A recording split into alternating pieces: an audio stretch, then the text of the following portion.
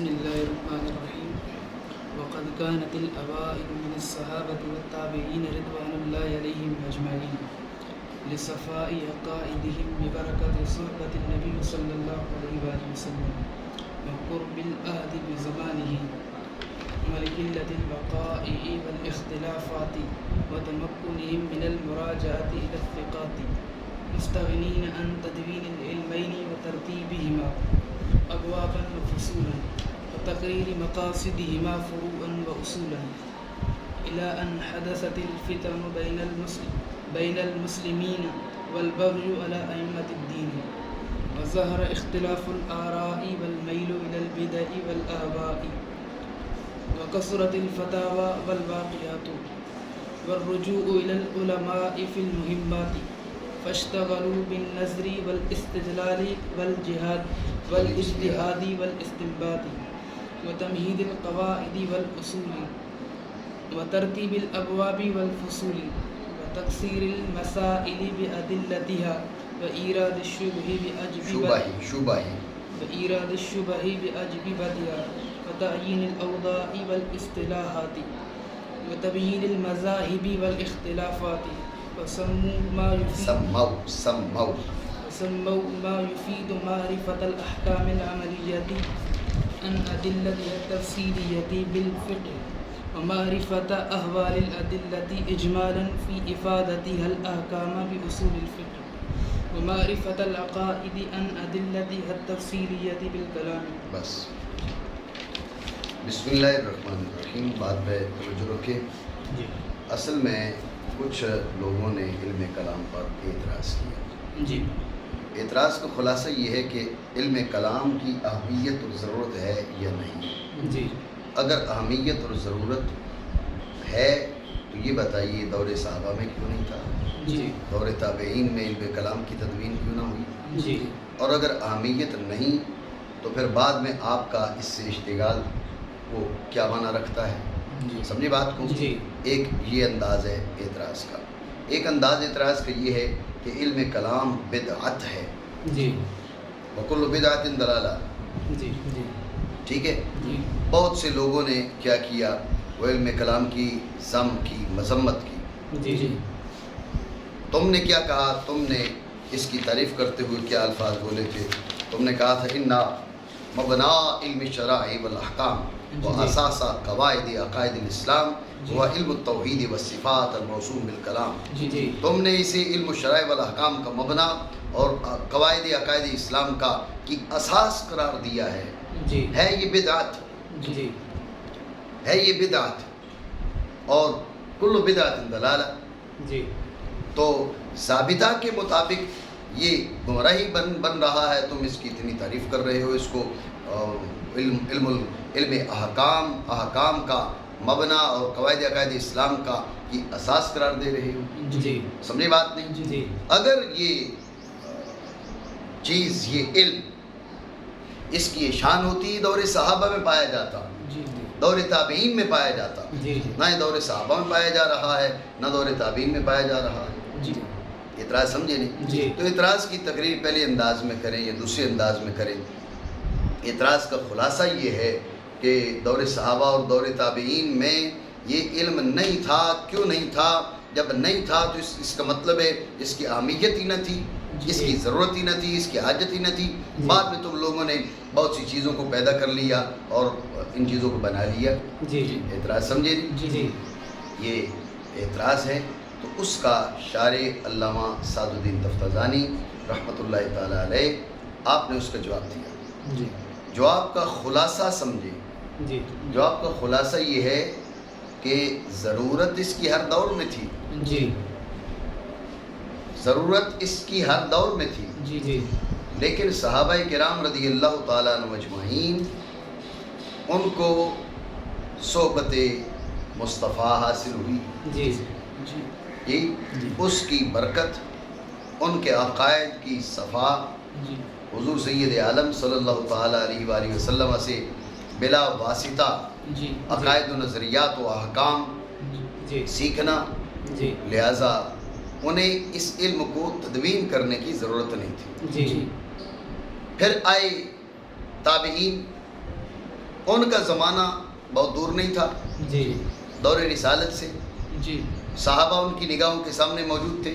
جی ان سے وہ عقائد و نظریات بھی لے سکتے تھے, جی ان سے مسائل بھی لے سکتے تھے. جی جی اس لیے انہوں نے بھی علم کلام, علم فقہ, اصول فقہ اس کو مدون نہ کیا. جی وقت گزرتا گیا, اختلافات بڑھ گئے جی اور مسائل واقعات بڑھ گئے. جی جی غور کریں, اختلافات بڑھ گئے تو عقائد و نظریات کی اصلاح جی کی ضرورت پڑ گئی. جی واقعات اور مسائل بڑھ گئی جی تو ذہن میں رکھیں اب فتاویٰ کی ضرورت پڑ گئی. جی جب اب ضرورت پڑ گئی تدوین کی, جی تو عقائد و نظریات کی اصلاح کے لیے جس علم کو تدوین کیا گیا وہ ہے علم کلام. جی اور مسائل فتاویٰ ان کے لیے دو قسم کے علوم مدون ہوئے. جی ایک وہ علم کہ جو ادلہ سے احکام کے ادلہ کے افادہ احکام جی کی اجمالی کیفیت کا بیان کرے, جی وہ ہے اصول فقہ. جی جی اور ایک ہے ہر مسئلہ کی الگ سے دلیل بیان ہو, جی وہ ہے فروع فقہ. جی یہ تین علم مدون ہوئے.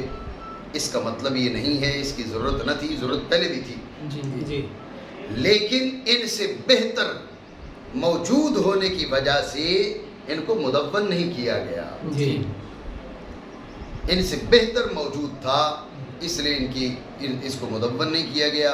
جب وہ جو بہتر چیز تھی وہ مفقود ہو گئی تو اب تدوین کی ضرورت پڑ گئی تو تدوین کر لیا گیا. جی بات سمجھے نہیں؟ جی. خلاصہ پھر سمجھیں. محدث نے کہا کہ علم کلام کی حاجت ہے یا حاجت نہیں ہے. اگر حاجت تھی تو دور صحابہ و تابعین میں کیوں نہیں تھا, جی بعد میں کیوں؟ جی اور اگر حاجت نہیں تھی تو پھر آپ کا اس سے اشتغال وہ کیا معنی رکھتا ہے؟ جی جی اس انداز میں اعتراض کریں. یوں بھی اعتراض کیا جاتا ہے کہ علم کلام بدعت ہے, وکل بدعت ضلالہ. جی بدعت ہر وہ عمل, مختلف قسم کی تعریفیں کی جاتی ہے. فی الحال آپ ذہن میں رکھیں کہ جو دور صحابہ کے بعد بغیر دلیل کے شروع کیا جائے, جی جی جو دور صحابہ کے بعد بغیر دلیل کے شروع کیا جائے, جی تو یہ بدعت ہے. آپ نے اس کی اتنی شان بیان کی ہے یہ بدعت وکل بدعت ضلالۃ. جی جی ضابطہ کے مطابق اس کو گمراہی ہونا چاہیے. آپ نے نہ جانے آسمان و زمین کی کو ایک کر دی ہے اس کی تعریف کرنے میں.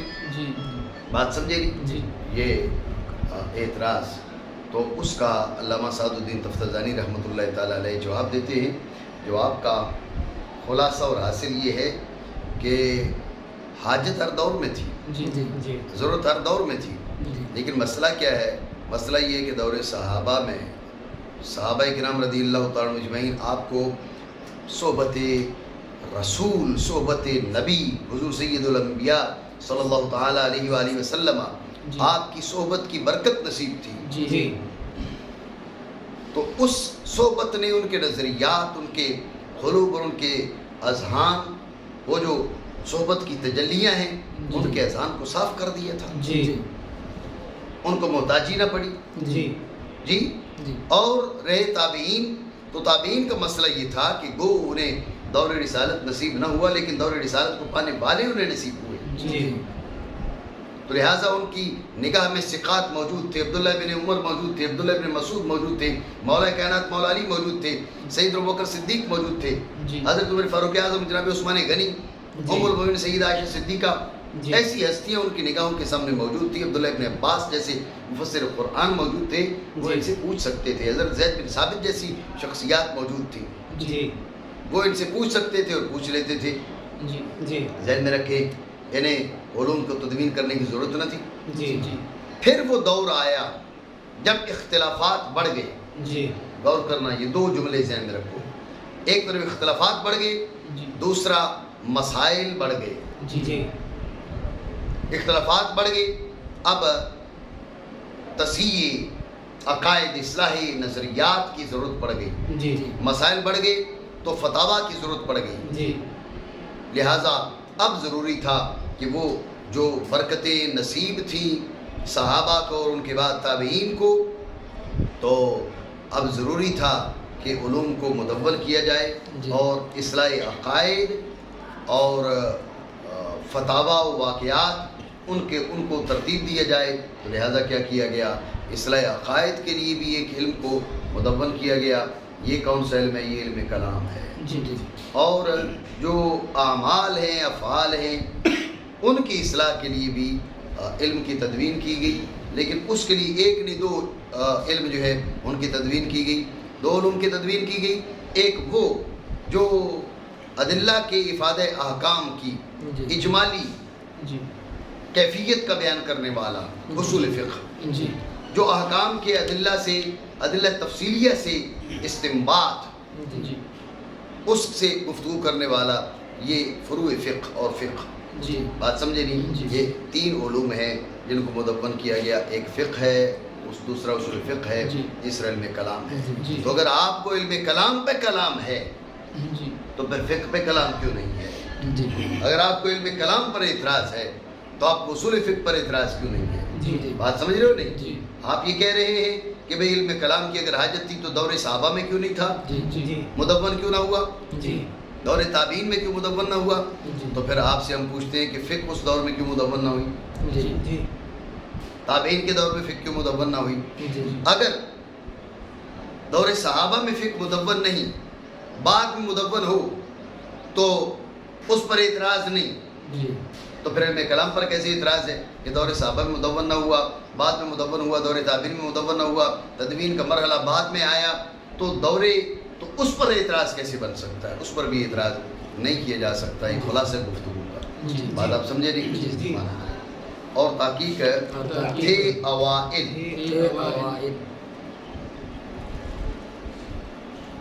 کا الاوائل.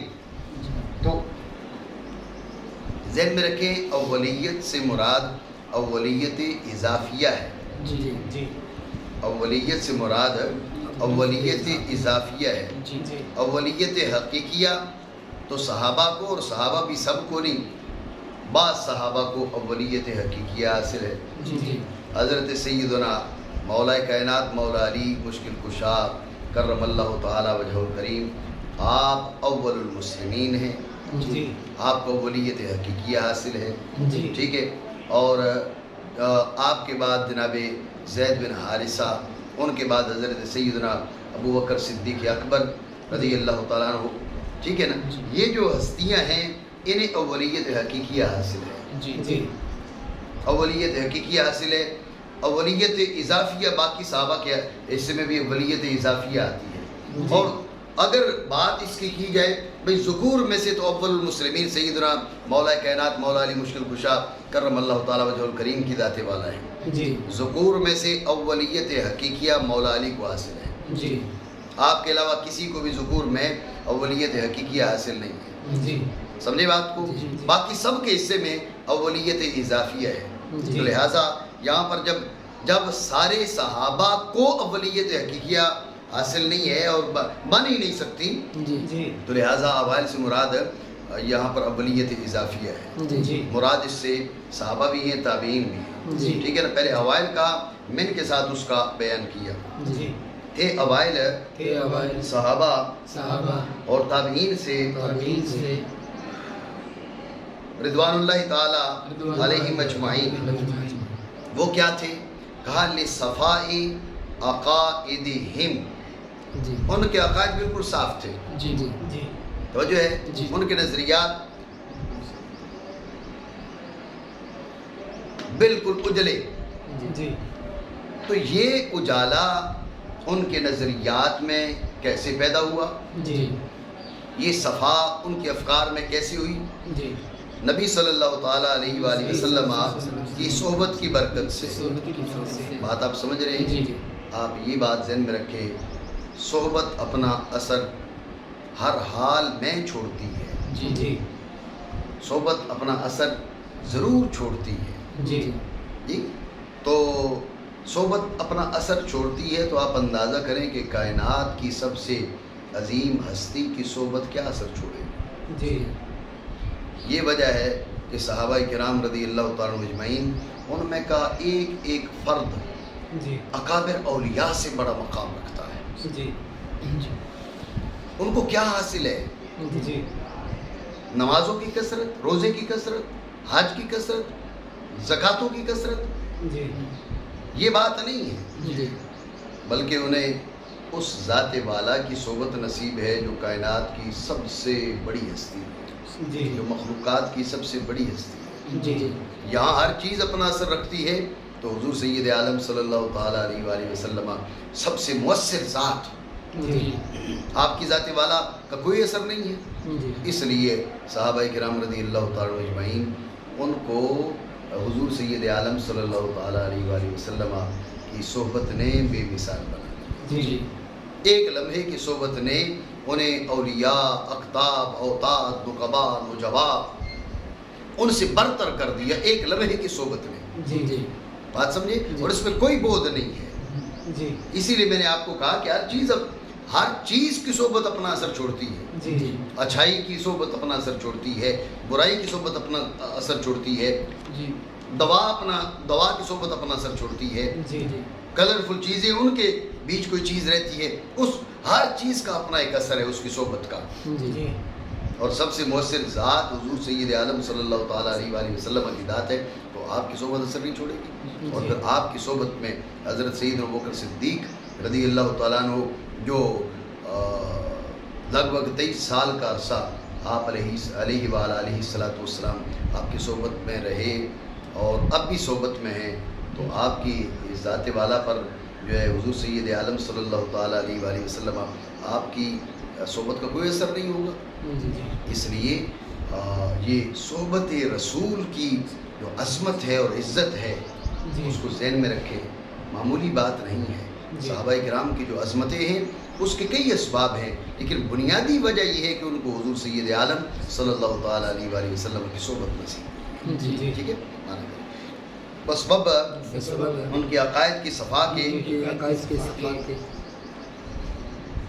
نبی صلی اللہ تعالیٰ علیہ وآلہ وسلم کی صحبت کی برکت سے سوال یہ ہے کہ آپ نے کہا من الصحابۃ والتابعین، تو صحبت تو صحابہ کو حاصل ہوئی، تابعین کو کیسے حاصل ہوئی؟ تابعین کو تو صحبت مصطفیٰ حاصل نہ تھی، اگر حاصل ہوتی تو وہ تابعین ہوتے، وہ صحابی ہوتے۔ تو اس کا جواب دیتے ہوئے کہا وقرب العہد بزمانہ، اگرچہ ان کو صحبت رسول حاصل نہ تھی لیکن رسول اللہ صلی اللہ تعالیٰ علیہ وآلہ وسلم آپ کے دور کا قرب حاصل تھا، صحابہ نگاہوں کے سامنے تھے اور وہ صحابہ کرام رضی اللہ تعالیٰ عنہ اجمعین ان سے اکتساب فیض کر سکتے تھے اور انہوں نے اکتساب فیض کیا۔ ٹھیک ہے نا، مانا کریں۔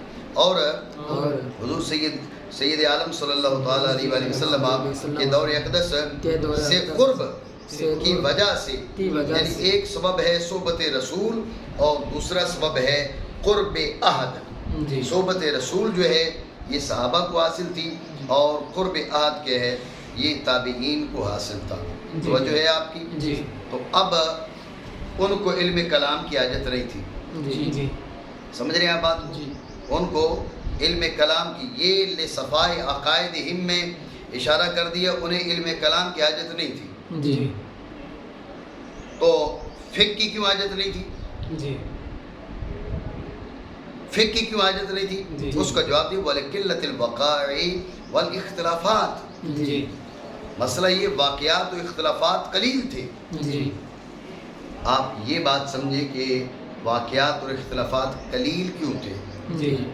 اس کی وجہ یہ ہے کہ دنیا پرستی جو وقت کے ساتھ پھیل گئی اس دور میں اس انداز کی نہیں تھی۔ دنیا کے پیچھے بھاگنا، قلیل دنیا پر اکتفا کرنے والے، میں سب کی بات نہیں کر رہا، لیکن صحابہ کرام رضی اللہ تعالیٰ اجمعین کے بعد صحابہ کرام کی تو اپنی عظمتیں ہیں، تابعین میں سے ایک بڑی اکثریت ان کا بھی یہی حال تھا کہ وہ قلیل پر اکتفا کرنے والے۔ تو یہ اکثریت کا یہ حال ہے، قلیل پر اکتفا کرنے والے۔ آپ غور کریں، آج لوگوں نے سود کی بے شمار صورتیں ان کو حلال کرنے کی کوشش کر رہے ہیں۔ اب تمہیں ہر صورت کا الگ حکم بیان کرنا پڑے گا۔ اس دور میں مال کی اتنی تمنا تھی نہیں، جب تھی نہیں بھئی حلال طریقہ ہے نا، ہے تو چلو ٹھیک ہے، اس ایک ٹائم 2 ٹائم کی روٹی مل جائے گی تو یہ کام کر لیتے ہیں۔ جی ابھی کروڑ پتی کہہ رہا ہے میں ارب پتی بن جاؤں، ارب پتی چاہ رہا ہے میں کھرب پتی بن جاؤں، تو لہٰذا بے شمار طریقے، بے شمار انداز اطوار مال کو کمانے کے، تو غور کریں جب انداز اطوار بے شمار تو اب مسائل اختلافات واقع بھی بے شمار، جی بات سمجھے نہیں؟ جی تو اس لیے اس دور میں قال قلت الوقاء والاختلافات، جی واقعات و اختلافات کم تھے۔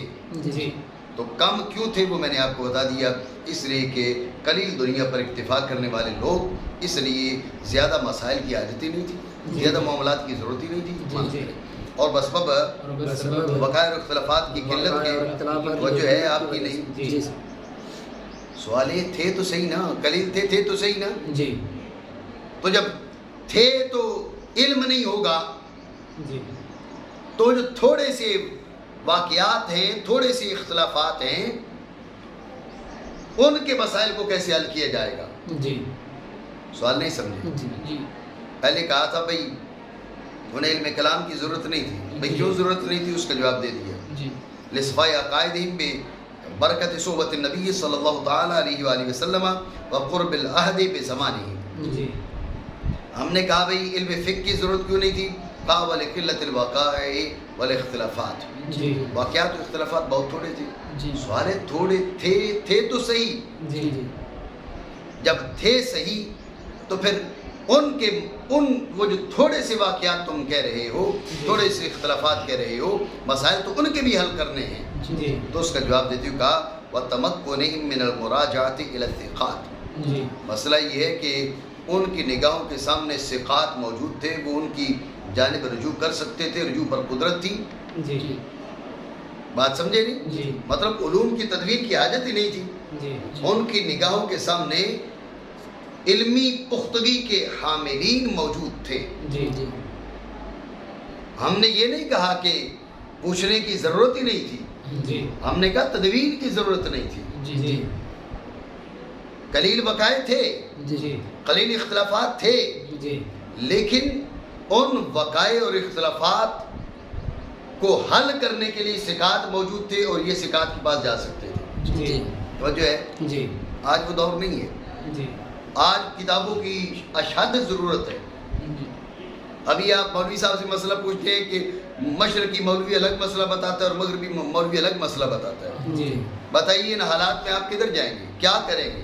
جی تو اب آپ کی نگاہ میں جو پختگی کتاب کی ہے، یہ ان حضرات کی وہ پختگی نہیں ہے۔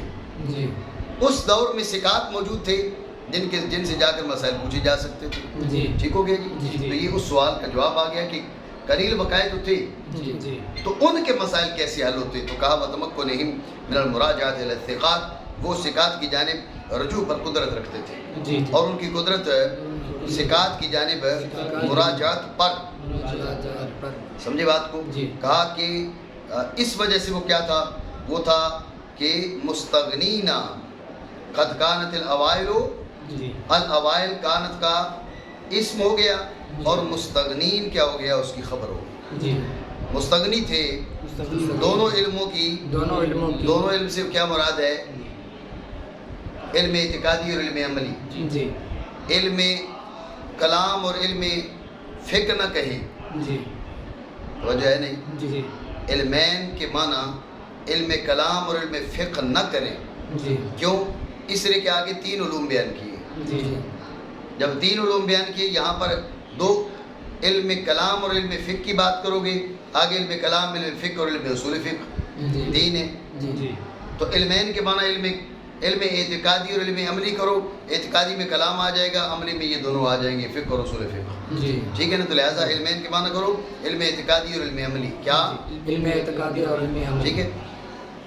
مستغنی تھے مستغنی تھے دونوں علموں کی تدوین سے، دونوں یعنی علم اعتقادی اور علم عملی کی تدوین سے، جی۔ اور ان کی ابواب و فصول میں ترتیب، ان کے مقاصد کی فروع و اصول میں تقریب، اصول کی تقریب، یہ اس کی کوئی حاجت نہیں تھی۔ جی یہ تو تھا وہ دور جس دور میں نہ علم کلام کی تدوین کی محتاجی، جی نہ فقہ کی تدوین کی محتاجی، جی نہ اصول فقہ کی تدوین کی محتاجی۔ جی اب یہ سلسلہ چلتا رہا، الہ ہے احتیاجی کے اختتام کی غایت. جی احتیاجی یعنی عدم احتیاجی کے اختتام، احتیاجی کے اختتام نہیں، جی عدم احتیاجی ختم ہو گئی، جی استغنا ختم ہو گیا. جی استغنا کا اختتام الہ پہ ہو گیا ہے. یہ غایت ہے اور استغنا کی غایت ہے. جی دور استغنا کی غایت کیا تھی؟ یہاں تک کہ حادث ہوئے فتنے درمیان مسلمانوں کے اور بغاوت ائمہ دین پر. سمجھے بات نہیں سمجھے؟ ٹھیک ہے. تو مسلمانوں کے بیچ فتنے رونما ہوئے اور ائمہ دین سے مراد آپ علماء بھی لے سکتے ہیں. علماء کرام پر ظلم و ستم کے پہاڑ ڈائے جانے لگ گئے. جی ٹھیک ہے. اور ائمہ دین کے خلاف بغاوت. ائمہ دین سے مراد وہ ائمہ، وہ علماء حقہ، وہ ائمہ جو خلفاء ہیں. جی حضرت سیدنا عثمان بن عفان، عثمان غنی ذو النورین رضی اللہ تعالیٰ عنہ، ان کے خلاف بغاوت. جی حضرت سیدنا مولا کائنات مولا علی مشکل کشا شیر خدا کرم اللہ تعالیٰ وجہ الکریم، آپ کے خلاف یا باغیہ کا نکلنا. جی سمجھے بات کو؟ جی. تو یہ کیا والبغی علی ائمۃ الدین. جی ائمہ دین سے مراد علماء لو. جی تو اب آپ اس کا مصداق، جیسے بہت سے ائمہ کو محنتوں کا، پریشانیوں کا سامنا کرنا پڑا. جی حضرت امام ابو حنیفہ، حضرت امام احمد بن حنبل کو آپ دیکھیں کوڑے لگائے جا رہے ہیں. جی جی تو یہ ائمہ دین کے خلاف کیا وہ ظلم ہے. جی حجاج بن یوسف کے دور میں کیا کچھ نہیں ہوا، جی اس سے پہلے بھی بہت کچھ ہوا. جی بات آپ سمجھ رہے ہو نہیں؟ جی. ٹھیک ہے. حضرت سیدنا امام حسین شہید کربلا سلام اللہ تعالیٰ علیہ، آپ کو اور آپ کے خاندان کو کس بے دردی کے ساتھ اور کس ظلم کے ساتھ شہید کیا گیا. تو کیا اب بھی نظریات اور اعتقادات کے بیان کی حاجت نہ تھی؟ جی جی ایسے لوگ اب اٹھ کھڑے ہوئے ہیں جو حضرت سیدنا امام حسین سلام اللہ تعالیٰ علیہ ان کے معاذ اللہ قتل کی تصویر کر رہے ہیں، درست قرار دے رہے ہیں. جی سمجھے؟ تو فتنے پیدا ہو گئے اور ائمہ دین کے خلاف جو ہے نا وہ بغاوت اور ظلم عام ہو گیا. تو اب ائمہ دین سے مراد علماء ہو. جی تو اب مصداق جو علماء کو پریشانیوں کا سامنا ہوا اور ائمہ دین سے مراد خلفاء ہو. تو حضرت سیدنا عثمان بن عفان رضی اللہ تعالیٰ عنہ، آپ کے خلاف جو بغاوت کی گئی. حضرت سیدنا مولا کائنات مولا علی مشکل کشا کرم اللہ تعالیٰ وجہ الکریم، آپ کے خلاف فیع باغیہ جو نکلا. جی تو یہ مصداق ہے. تو یہ تھا محتاجی کی ابتدا. جی احتیاج شروع ہو گئی. جی آگے چل کر پھر کیا احتیاج، اس محتاجی میں شدت آ گئی. جی جب شدت آ گئی تو اب کیا کیا گیا؟ ان علموں کو مدون کر لیا. جی سمجھے بات کو؟ جی یہاں تک کہ حادث ہوئے فتنے درمیان مسلمانوں کے اور ظلم اور بغاوت. بغض کے معنی ظلم کرے اور ظلم ائمہ دین پر اور ظاہر ہو گیا، ظاہر ہو گئے آراء کے اختلاف اور بدعات اور خواہشات کی جانب میلان. جب آراء کا اختلاف، بدعات اور خواہشات کی جانب میلان، ذہن میں رکھیں ایسی حالت میں علم کلام کی تدوین ضروری ہو گئی. جی ٹھیک ہے. یہ ہوگی علم کلام کی تدوین. اور بڑھ گئے فتاوا اور واقعات. فتاوا اور واقعات بڑھ گئے. جی فتاوا جمع فتوا کی. جی فتاوا بھی اور فتاوی بھی دونوں درست ہیں. جی تو جواباً سوال، الاجابہ عن سوال، کسی نے آپ سے پوچھا، علم کی بات پوچھی تو اس کا جواب دینا، یہ فتوا ہے. جی تو فتاوا بڑھ گئی. واقعات اور حوادث، واقعات کی مراد حوادث، جی یہ بڑھ گئی. جی اور علماء کی جانب رجوع بڑھ گئی. جی اب ضرورت پڑ گئی کس بات کی؟ اب ضرورت پڑ گئی کہ اصول وضع کیے جائیں، فروع اس کی ترتیب دی جائے، اصطلاحات بیان کی جائیں وغیرہ وغیرہ. اب شدت آ گئی محتاجی میں. وجہ ہے اور بڑھ گئے فتاوا، واقعات اور علماء کی جانب امور مہمہ میں رجوع. اب یہ اشارہ ہے کس بات کی طرف؟ یہ اشارہ ہے کہ علم فقہ کی ضرورت پڑ گئی. جی وہ پہلا اشارہ تھا علم کلام کی ضرورت پڑ گئی، علم کلام کی تدوین کی ضرورت پڑ گئی، اور دوسرا اشارہ ہے علم فقہ کی تدوین کی ضرورت پڑ گئی. تو مشغول ہو گئے کون؟ علماء. نظر و استدلال میں، اجتہاد و استنباط میں، قواعد و اصول کی تمہید میں، ابواب و فصول کی ترتیب میں، مسائل کی تقسیم، مسائل کو بڑھانے لگ گئے. مسائل کو بڑھانے لگ گئے. کیسے بڑھانے لگ گئے؟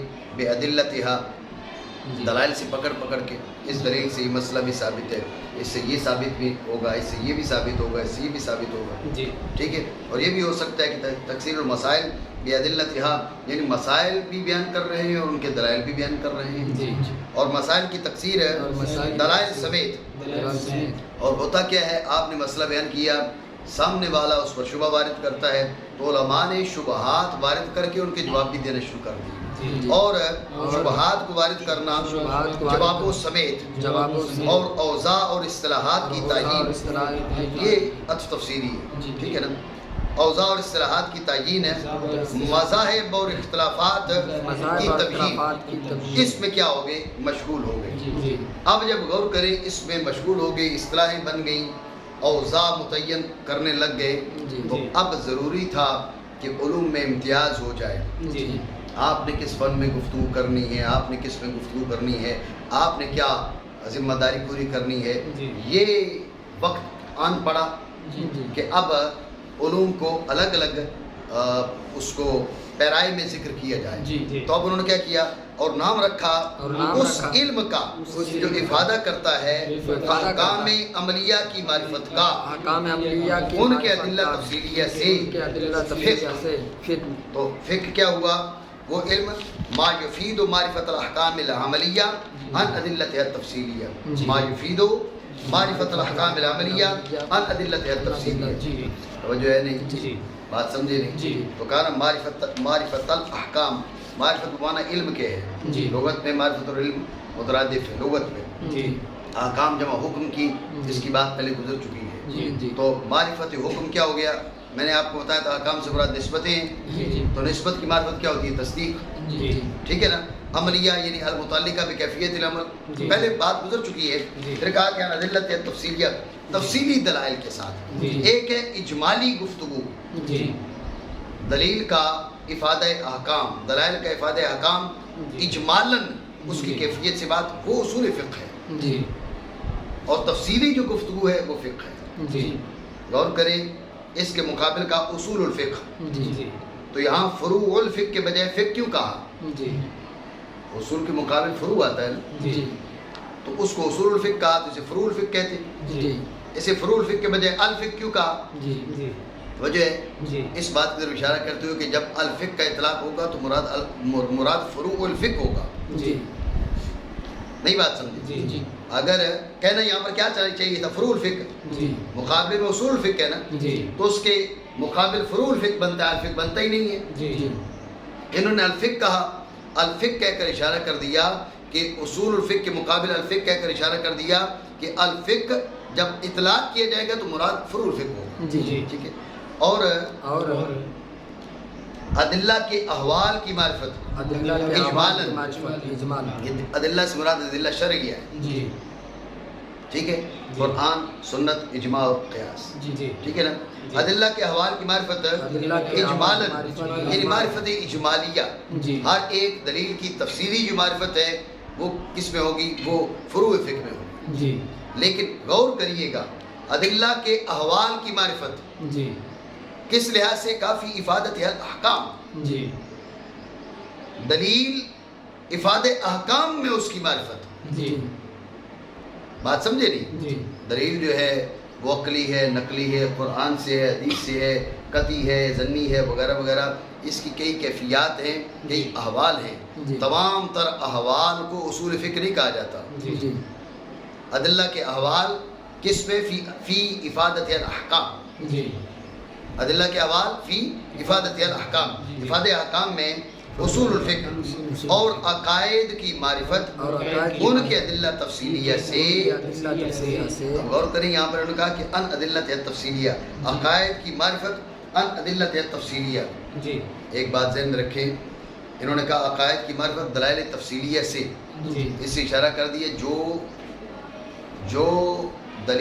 جو عقائد کو دلیل سے نہ پہچانے، جی عقیدہ پہچانے لیکن دلیل نہ پہچانے، جی تو غور کرنا کہ اس کا علم جو ہے وہ علم کلام نہیں کہلائے گا. جی جی جس کا جو عقیدہ پہچانے جی جی لیکن عقیدے کی دلیل نہ پہچانے، عقیدے کی معرفت دلیل سے نہ ہو، جی تو ذہن میں رکھیں کہ اس کا جو علم ہے وہ علم کلام نہیں کہلائے گا، اس کا علم کلام. نہیں کہنا. اس نے کہا کہ معرفت العقائد ان ادلتھا، جی نری عقائد کی معرفت نہیں، جی عقائد کی معرفت دلائل سے، جی عقائد کی معرفت دلائل سے. یہ علم کلام ہے. جی جی بات سمجھے. ایک چیز. دوسری چیز آپ ذہن میں رکھیں، بعض حضرات نے کہا ادلتھا القطعیہ.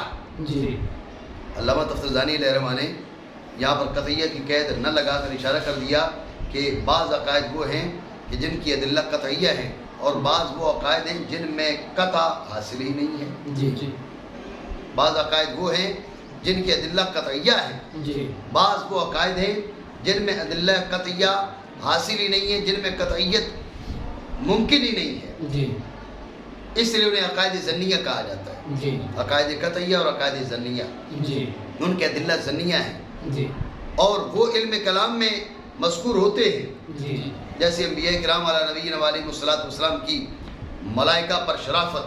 جی جی جی تو اس قسم کے اور بھی بہت سے مسائل ہیں، تو علم کلام میں مذکور ہوتے ہیں جی لیکن ان کے ادلہ قطعیہ نہیں ہیں. جی تو ان ادلتھا اس کے ساتھ القطعیہ کی قید نہ لگا کر اشارہ کر دے اس بات کی طرف کہ یہ ضروری نہیں کہ علم کلام میں جو دلائل ہیں سارے کے سارے قطعی ہوں. جی جی علم کلام کے سارے دلائل قطعی ہونا یہ ضروری نہیں ہے. جی جی بات سمجھے مانا. جی. اور معرفت عقائد ہے ان کے دلائل تفصیلیہ سے علم کلام، اس کو کیا بولا جاتا ہے؟ علم کلام بولا جاتا ہے. جی بات آئی ذہن میں. جی. علم کلام کو علم کلام کیوں کہتے ہیں یہ آگے اسی میں گفتگو ہوگی. جی